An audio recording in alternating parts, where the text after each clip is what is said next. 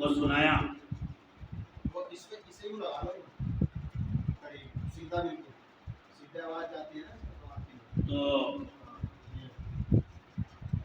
اس سے الحمدللہ یہ فائدہ ہوتا ہے کہ قلب مجلہ مصفا اور مزکہ ہوتا ہے، اور عشق و محبت کی چنگاری اس کے اندر قوت اور تقویت پیدا ہوتی ہے. اس کے بعد فرمائش کی گئی کہ تھوڑی دیر ذکر اللہ کا اہتمام. یقیناً یہ اس تربیت کا نتیجہ ہے جو حضرت قاری صاحب رحمۃ اللہ علیہ نے علماء کا منظور نظر بن کر اور اکابر کا منظور نظر بن کر اپنی اولاد میں منتقل کیا تھا. میں ان کی موجودگی میں بھی اجلاس کے اسٹیج پر کہا کرتا تھا، میں نے کہا قاری صاحب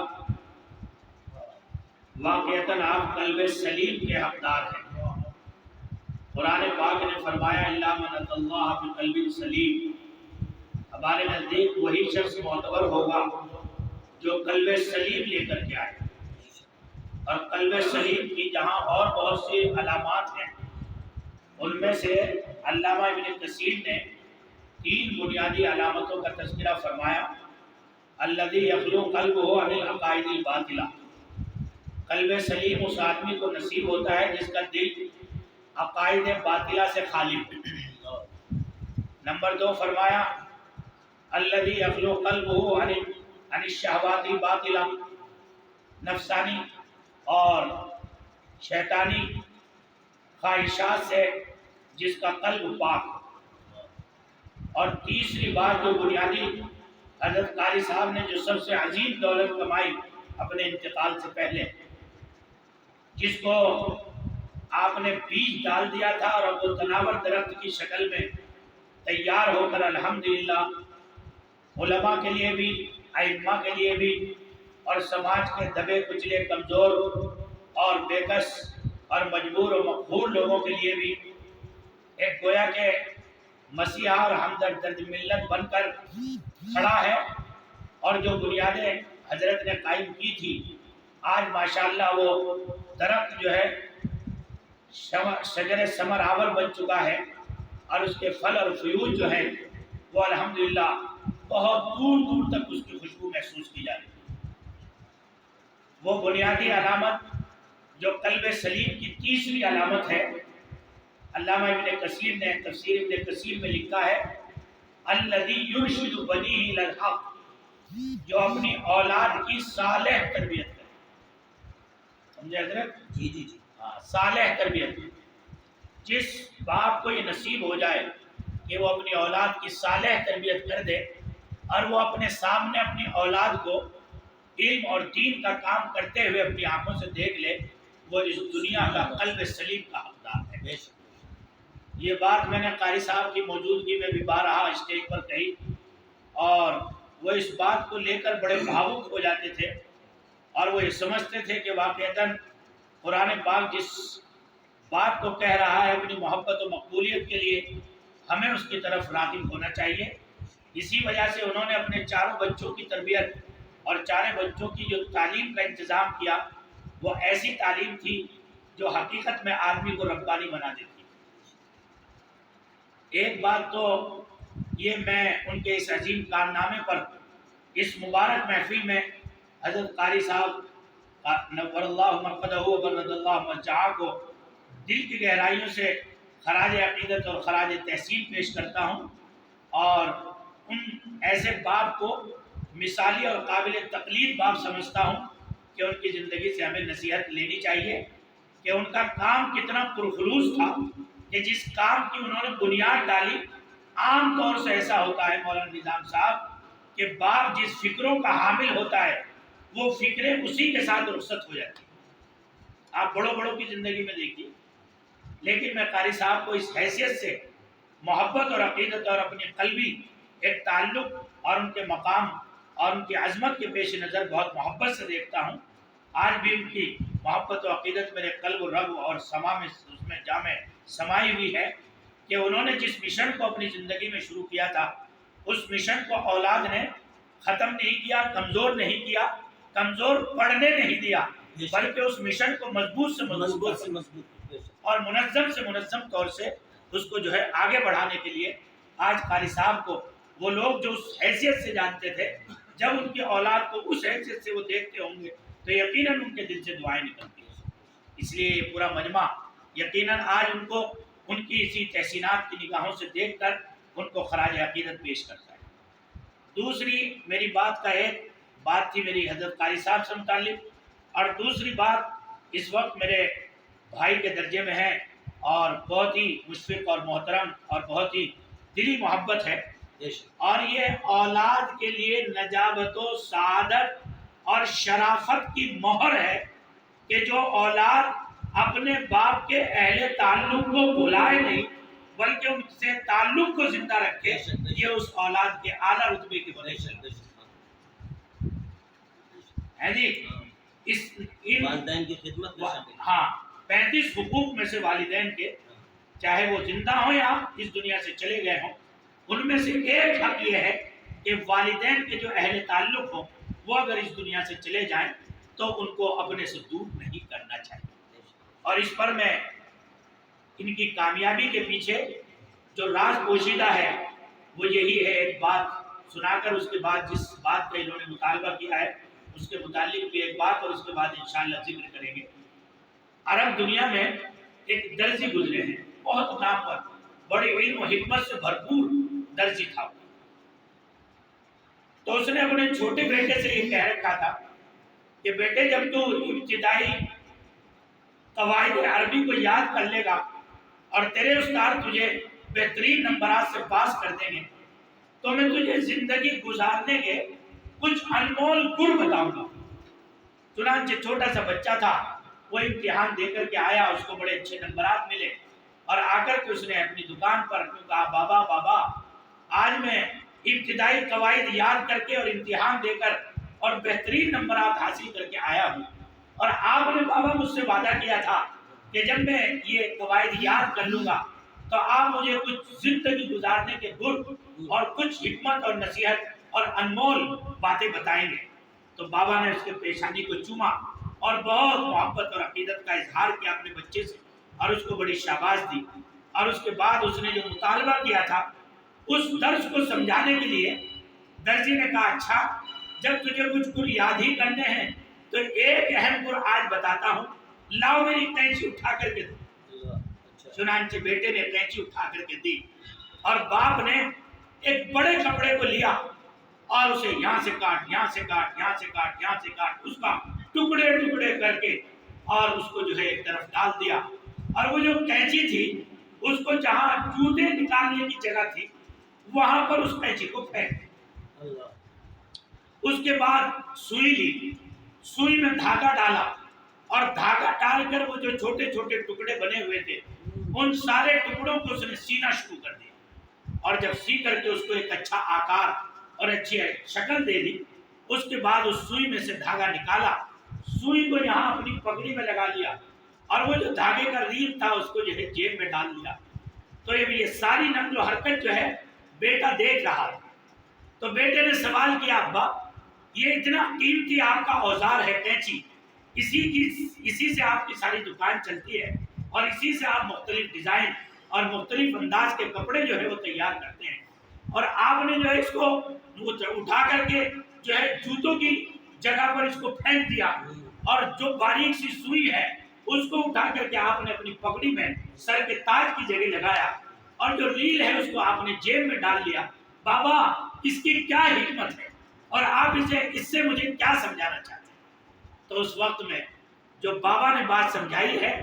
وہ میں قاری کلیم صاحب کے حوالے سے، ہمارے یہاں جو اس وقت میں نوجوان بچے بیٹھے ہوئے ہیں یا جو ہماری یوٹیوب چینل سالم اشرف قاسمی پر ملک اور بیرون ملک سے لوگ اس مختصر سادہ مگر پروقار محفل ذکر اور دعا کو سن رہے ہیں، ہمارے مفتیان کرام، مفتیان نظام دور دراز سے، میں ان کو ایک اہم پیغام اس حوالے سے پہنچانا چاہتا ہوں، زندگی کو کامیاب اور عزت والی گزارنے کا گر کیا ہے جو اس درزی نے اپنے بیٹے کو سمجھایا۔ جب اس نے سوال کیا ابا یہ آپ نے قینچی وہاں کیوں ڈال دی، تو آپ نے فرمایا بیٹے ہماری یہ جو سماج ہے، یہ جو دنیا ہے، یہ خاندان کی طرح ہے، یہ خاندان کی طرح ہے۔ اب اس خاندان میں جو لوگ دراڑ ڈالتے ہیں، جو رشتوں کو قطع کرتے ہیں، جو لوگوں کے دلوں میں غلط فہمیاں پیدا کر کے آپس کے رشتوں میں کھٹاس پیدا کر دیتے ہیں، وہ ان کی مثال جو ہے وہ اس کینچی کی جیسی ہے کہ جس نے ایک بہت بہترین کپڑے کو ٹکڑے ٹکڑے کر دیا تھا۔ ہمیشہ دھیان رکھنا، ایسے لوگ جو تیرے پاس آ کر، تیرے پاس بیٹھ کر رشتوں کے لیے دراڑ کریں اور رشتوں کو منقطع کریں، رشتوں کی مٹھاس کو کھٹاس سے تبدیل کریں، ان کو کبھی بھی اپنی محفل میں جگہ مت دینا۔ ان کی جگہ جو ہے وہ جوتوں کا مقام ہے، ان کو وہیں پر رکھنا۔ ان کو اگر تو اپنے قریب بٹھائے گا تو سماج کی نظروں سے بھی گر جائے گا اور اللہ کی نظروں سے بھی گر جائے گا۔ سمجھے بھائی؟ بات سمجھ میں آئی؟ اور یہ جو میں نے سوئی کو نکال کر اپنے یہاں رکھ لیا ہے، یہ اس وجہ سے رکھا کہ کینچی سے میں نے جن کپڑوں کو کاٹا تھا، اس سوئی نے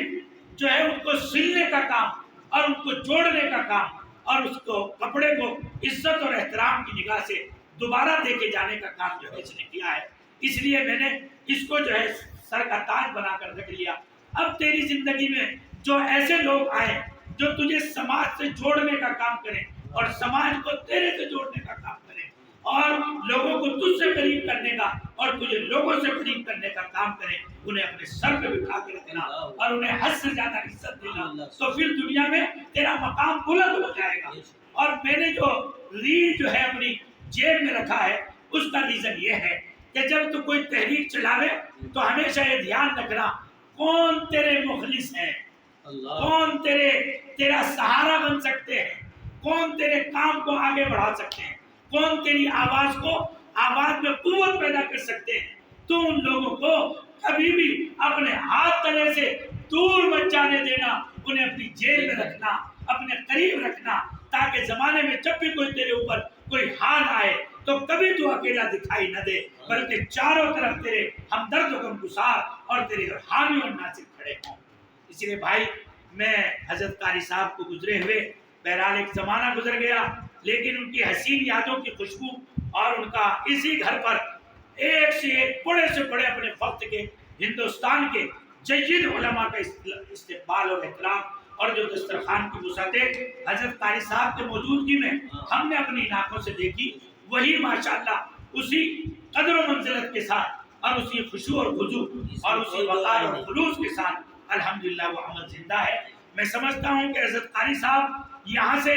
غریب بن کر نہیں بلکہ مال و دولت والے بن کر، سعادت والے بن کر اس دنیا سے گئے ہیں، اس لیے کہ انہوں نے اپنے پیچھے ایک ایسا اثاثہ چھوڑا ہے کہ اس اثاثے کی موجودگی میں ان کی زندگی کی یادوں کی حسین خوشبوئیں جو ہیں وہ آج بھی دماغ کو جو ہے وہ تر و تازہ رکھ رہی ہیں۔ اس حوالے سے میں قاری صاحب کو، قاری کریم صاحب کو دل کی گہرائیوں سے، مولانا مفتی ندیم صاحب کو، نعیم صاحب کو اور جو بھی برادران ہیں سب کو جو ہے دل کی گہرائیوں سے مبارکباد دیتا ہوں کہ وہ اپنے بڑے بھائی کو اپنے باپ کا درجہ دے کر جس محبت و عقیدت کا اظہار وہ اپنے باپ کے ساتھ کرتے تھے، اسی محبت و عقیدت اور احترام کے ساتھ اپنے بھائی کو، چونکہ حدیث شریف میں ہے الولد الکبیر بمنزلۃ الاب، بڑا بھائی جو ہے، بڑا بیٹا جو ہے وہ باپ کے درجے میں ہوتا ہے، اور ماشاءاللہ وہ گھر بکھرنے اور ٹوٹنے سے بچ جاتا ہے جس میں چھوٹے اپنے بڑوں کا احترام کرتے ہیں۔ اس لیے مفتی ندیم صاحب بھی یہاں موجود ہیں اور ان کے دیگر بھائی بھی،